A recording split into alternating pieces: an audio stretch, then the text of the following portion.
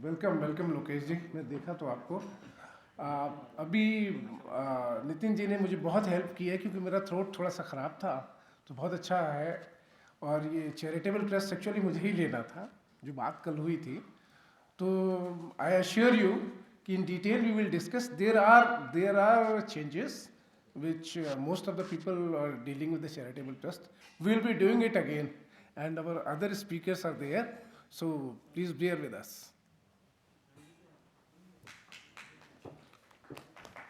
So uh, now, without wasting time, I'll invite Amarjeet ji to deliberate on the GST provisions in the finance bill, and everybody knows Amarjeet ji. So I'll not waste time on introducing him. He is expert faculty on GST. So all to his sir.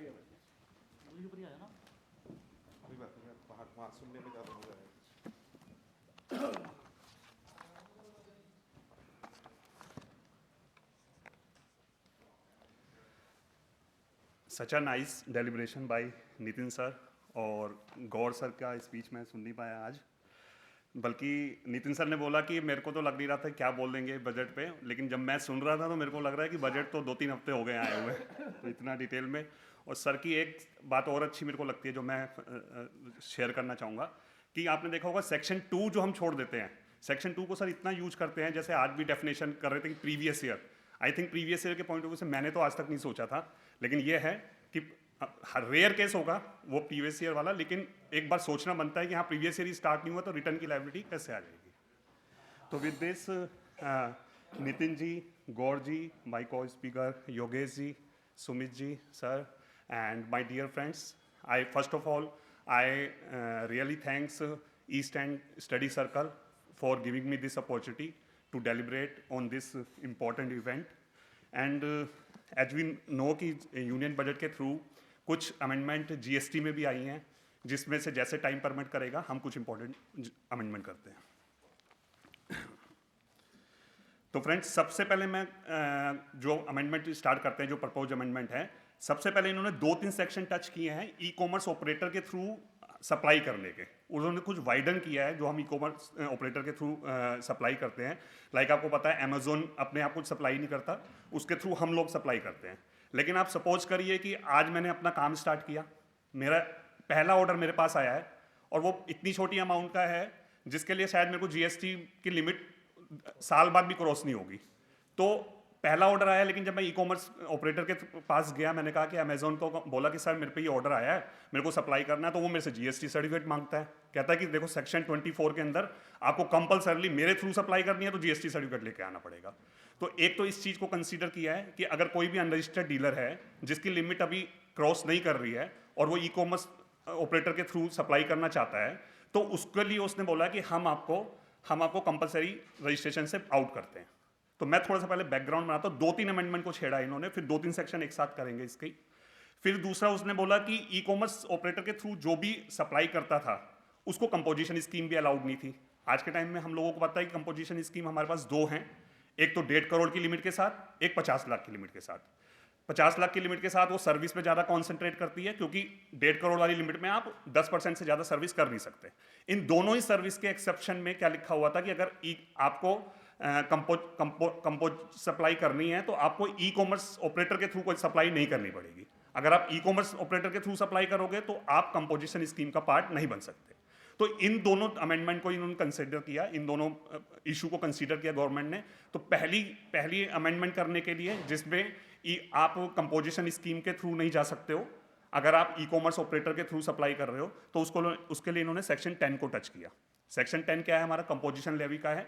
उसमें जहां पे भी exception थी कि e commerce operator के through अगर आप supply कर रहे हैं तो आप कंपोजिशन लेवी नहीं ले सकते, क्यों ये एक्सेप्शन का पार्ट था। उन दोनों एक्सेप्शन में गुड्स और सर्विसेज वर्ड दोनों यूज होते थे, वहां से उन्होंने गुड्स वर्ड हटा दिया।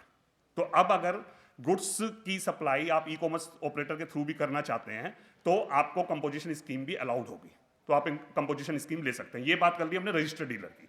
रजिस्टर्ड डीलर था लेकिन वो कंपोजिशन स्कीम नहीं ले पा रहा था ई कॉमर्स ऑपरेटर के थ्रू अगर वो सप्लाई करता था। लेकिन अब अगर वो करता है ई कॉमर्स के ऑपरेटर के थ्रू, तो भी वो कंपोजिशन में जा सकता है, दोनों स्कीम में जा सकता है, 1.5 करोड़ वाली भी, 50 लाख वाली भी, जो भी उस पर एप्लीकेबल होगी, राइट। फिर ये जो अनरजिस्टर्ड का मैंने आपसे डिस्कस किया कि मैंने आज अपना बिजनेस स्टार्ट किया, उसको अलाउड करने के लिए इन्होंने सेक्शन 23 को टच किया है।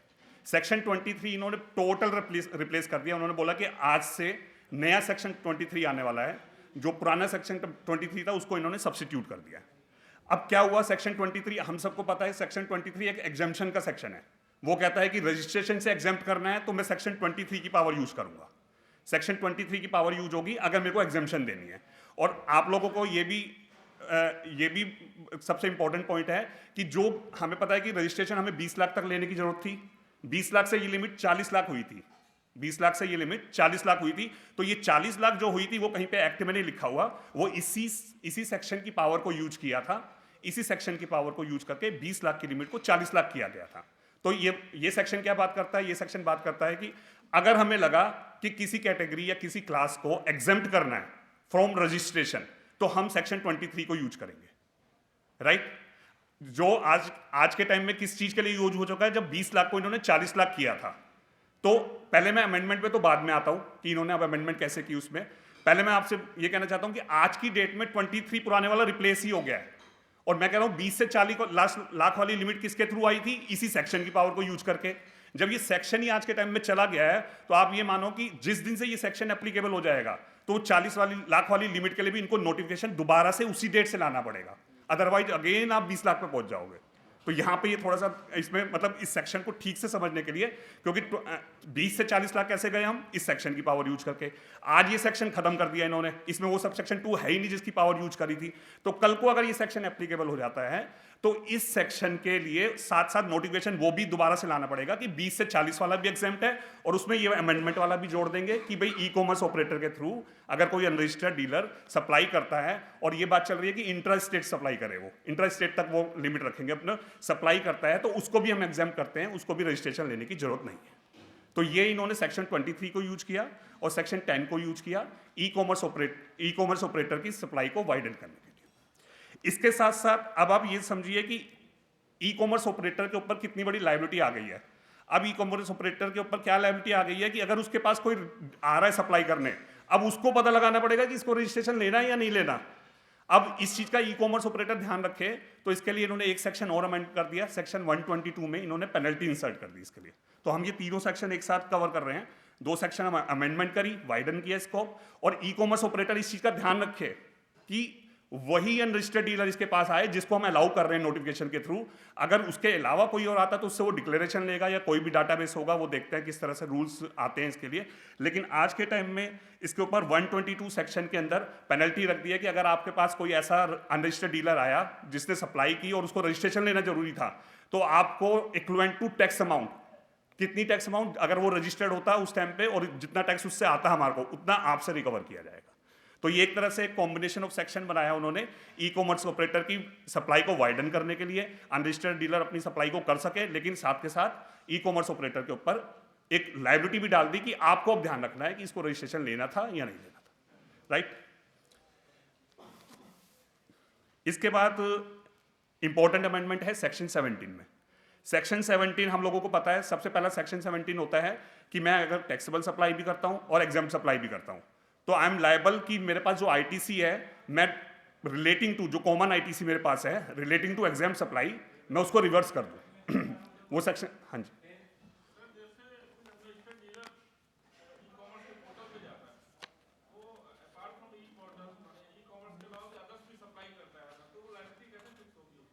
सर वो डिक्लेरेशन कुछ ना कुछ तो आएगी अब इसमें।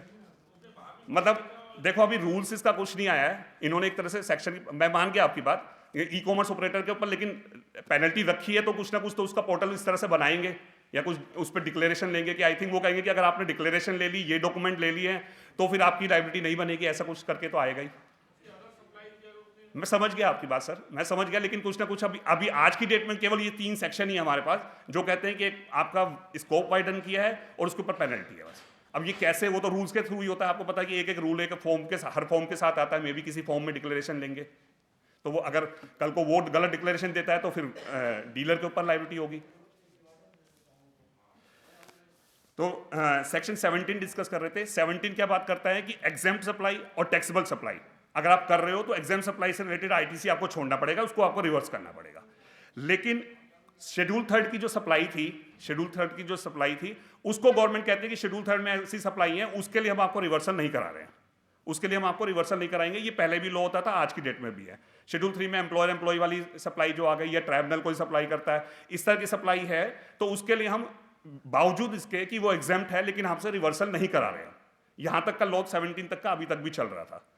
अब 70 तक का जो अभी तक का जो लॉ चल रहा था उसमें एक चीज और भी पहले भी थी, अभी भी है कि शेड्यूल 3 के अंदर एक हमारी क्लॉज आती है जो कहती है कि सेल ऑफ लैंड या सेल ऑफ बिल्डिंग आपने किया, आप एज इट इज लैंड को बेच देते हो, आप एज इट इज बिल्डिंग को बेच देते हो, तो उस पर हमें पता है कि आज की डेट में जीएसटी नहीं लगता है।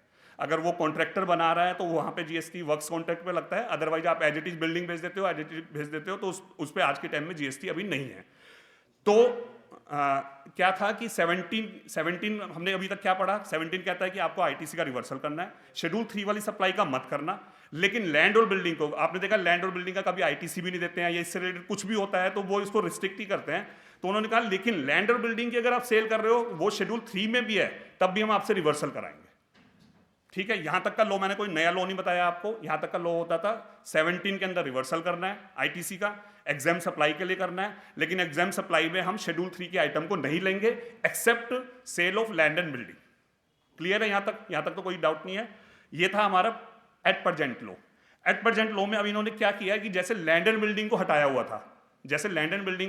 था, वैसे ही हमें पता है कि एक सप्लाई होती है कि अगर वेयर हाउस में, कस्टम वेयर हाउस में मेरा कुछ गुड्स पड़ा हुआ है और मैंने वहीं से ही होम कंजम्पशन की entry, bill of entry file की है, बगैर मैंने वहीं से ही सेल कर दिया, तो वो भी शेड्यूल 3 का पार्ट होता था। लेकिन वो इस एक्सेप्शन का पार्ट नहीं होता था। जैसे लैंड एंड बिल्डिंग को इन्होंने बोला कि लैंड एंड बिल्डिंग के लिए रिवर्सल करने की जरूरत है, वैसे अब इसको भी बोल दिया कि ऐसी कोई आइटम होगी जो आपने वेयर हाउस के थ्रू ही सेल कर दी है, तो उसके लिए भी आपको, अगर कोई कॉमन आईटीसी आपका है तो आपको रिवर्सल करना पड़ेगा। अब इतनी स्टोरी के बाद नटशेल ये है कि 2 आइटम ऐसी हैं जो एग्जेम्प्ट होने के बावजूद भी आपको, जो शेड्यूल 3 के आइटम होने के बावजूद भी आपको उसका रिवर्सल कॉमन आईटीसी का करना पड़ेगा, sale of land and building और वेयर हाउस के थ्रू अगर आप कोई सप्लाई कर रहे हैं। क्लियर है? यहां तक क्या हुआ कि बस ये 2 आइटम शेड्यूल 3 के होने के बावजूद भी इसको शेड्यूल 3 का बेनिफिट नहीं मिला, और इनका एग्जेम्प्ट जैसे आप आईटीसी रिवर्सल एग्जेम्प्ट के लिए करते हैं वैसे इन 2 आइटम के लिए भी आप करेंगे। नहीं, ये आइटम कभी भी नहीं थी, केवल किसमें पहले वो जो 3 आइटम, अभी वो इन 3 आइटम के बाद एक और सेक्शन में चेंज है, वो भी लेके आता हूं मैं आपको उस पे। लेकिन ये जो 17 में था, 17 में ये वाली आइटम अभी तक नहीं क्लियर कवर थी, ये फर्स्ट टाइम ही कवर की है। हाँ जी, तो इसमें हाई सी सेल को नहीं कवर किया है। तो हाँ, इसमें देखेंगे तो उसमें जो आइटम नंबर 8 है उसमें 2 आइटम है, 1 और 2। 1 में इनबाउंड सेल है, सेकंड में हाई सी सेल है। तो जो अमरजीत जी बता रहे हैं उसमें सिर्फ inbound sale, custom bonded warehouse में जब माल रखा है सेल किया, सिर्फ उसको एक गिफ्टेड सेल कंसीडर किया, उसकी वजह से आपका कॉमन क्रेडिट का रिवर्सल बढ़ जाएगा। और उसका रीजन मेरे को लगता है कि क्योंकि अल्टीमेटली इस वाली सेल को आपने बिल ऑफ एंट्री लेकर यहाँ पे छुड़ाना है, लेकिन वो जो हाई सी सेल हो रही है वो बाहर ही 2 नॉन रेजिडेंट के बीच में हो जाएगी, तो आई थिंक उस वजह से कहीं, हाँ विदाउट बिल ऑफ एंट्री जाती है, उससे पहले जितनी सेल हो जाती है वो हाई सी सेल में आता है। इससे रिलेटेड क्योंकि ये डिस्कशन चल ही रहा है, तो इससे रिलेटेड एक और चेंज आ गया। हमें पता है कि ये जो 3 आइटम ऐड की थी, हाई सी सेल वाली, और जो थर्ड कंट्री में सेल होती है, और जो हमारा वेयर हाउस वाला जो हम डिस्कस कर रहे हैं, ये तीनों आइटम हमें पता है कि सीजीएसटी अमेंडमेंट एक्ट आया था, सीजीएसटी अमेंडमेंट एक्ट के थ्रू हुई थी, और 1 Feb 2019 से नोटिफाई हुई थी। क्लियर है? और ये प्रोस्पेक्टिवली लेके आया गया था शेड्यूल 3 के अंदर कि इन 3 आइटम को हम ये माने कि neither supply of services neither supply of goods, schedule 3 में ऐड करके 1 Feb 2019 से। अच्छा, आज तक का जो मैं ये जितना भी डिस्कस कर रहा हूँ, ये कहीं ना कहीं हम किसी जीएसटी काउंसिल की मीटिंग में या किसी नोटिफिकेशन के थ्रू सुन चुके हैं, क्योंकि हमें पता है कि इस बजट में जो आएगा वो काउंसिल अप्रूव करेगी तभी आएगा। तो 48 काउंसिल में ऑलमोस्ट जो अमेंडमेंट है, 48 काउंसिल की अमेंडमेंट ही हम डिस्कस कर रहे हैं। तो अब इसमें 48 काउंसिल ने इस चीज को भी बताया था कि क्या लिटिगेशन आ रही है कि हम ये अमेंडमेंट 1 Feb 2019 से लेकर आए। क्या अमेंडमेंट? 3 आइटम को हमने शेड्यूल 3 में डाला कि हम इस पे हाई सी सेल को, थर्ड कंट्री के अंदर जो सेल हो रही है, या वेयर हाउस का जो हमने एग्जांपल लिया उसको हमने डाला, लेकिन हमने 1 Feb 2019 से डाला। तो उससे पहले का क्या होगा, उससे पहले का इसका मतलब टैक्स लेना है या नहीं लेना है। तो आज इस बजट में इन्होंने ये प्रपोज किया है कि इसको हम इस अमेंडमेंट को रेट्रोस्पेक्टिवली कर रहे हैं, यानी कि ये मानी जाएगी ये 1 जुलाई से थी।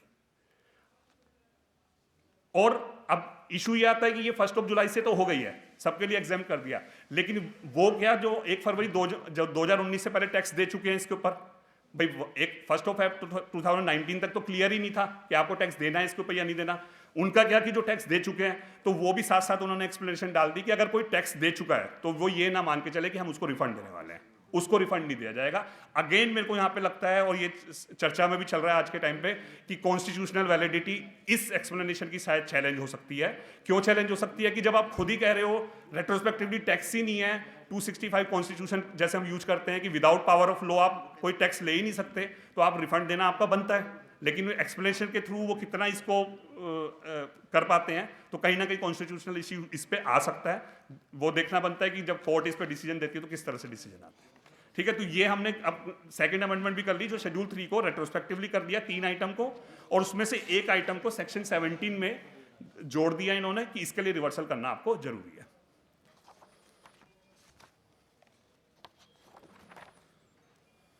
उसके बाद 4 सेक्शनों में एक सा ही चेंज हुआ है। 4 सेक्शन रिटर्न से रिलेटेड सेक्शन है।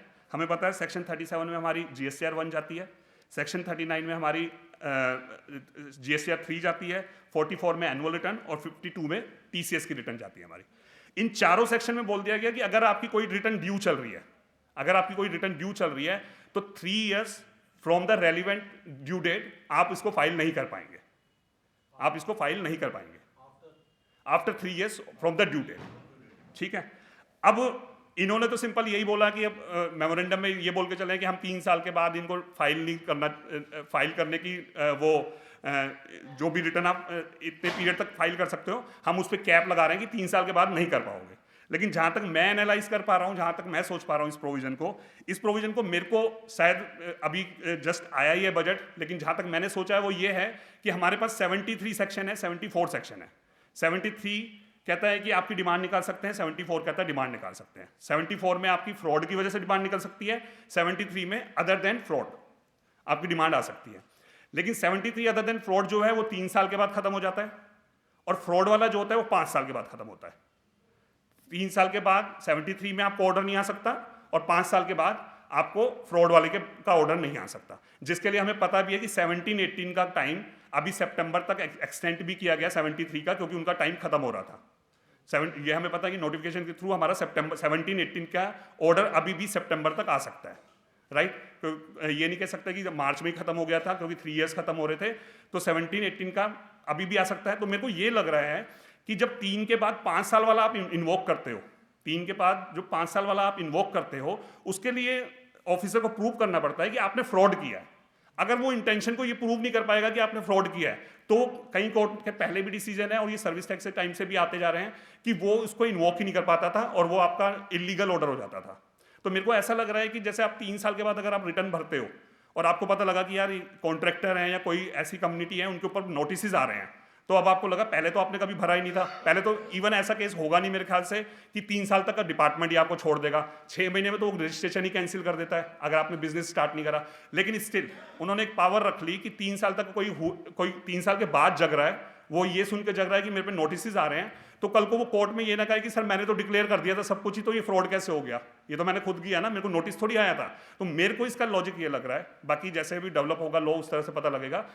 सेक्शन ये कहता है कि इन 4 सेक्शनों की रिटर्न जब से ड्यू डेट निकल गई आपसे, उसके 3 साल तक भरनी है तो भर दो, उसके बाद आपको हम फाइल नहीं करने देंगे। ये अमेंडमेंट प्रपोज है इसकी, राइट। उसके बाद सेक्शन 54 में एक कोई डाउट सर? सेक्शन 54 में मतलब एक तरह से रिडंडेंट हो गई थी ये लैंग्वेज, तो उसको हटाया ही है। 54 हमारा रिफंड का सेक्शन होता है। रिफंड में जब 0 रेटेड सप्लाई का रिफंड लेने जाते हैं तो वो कहता है कि आप आईटीसी का अदर देन प्रोविजनल आईटीसी का रिफंड ले सकते हो। वहां पे वर्ड था अदर देन प्रोविजनल आईटीसी, और प्रोविजनल आईटीसी आपको पता है कि मैचिंग कॉन्सेप्ट वाली रिटर्न चलती हैं, तो प्रोविजनल आईटीसी का क्वेश्चन आता है, और जब वो 1 2 3 वाला कॉन्सेप्ट ही नहीं रह गया, और आपको पता है कि सारे सेक्शन सारे रूल्स उससे रिलेटेड अब इन्होंने ओमिट कर चुके हैं, सबको इन्होंने ओमिट कर दिया है। तो इस प्रोविजनल आईटीसी वर्ड का वहाँ पे कोई यूज नहीं था, तो इन्होंने प्रोविजनल आईटीसी वर्ड वहाँ से हटा दिया है, बस अब सिंपल आईटीसी वर्ड रहेगा वहाँ पे। तो ये एक सिंपल सी एक रिडंडेंट वर्ड को हटाने के लिए अमेंडमेंट थी। उसके बाद 56 सेक्शन हमें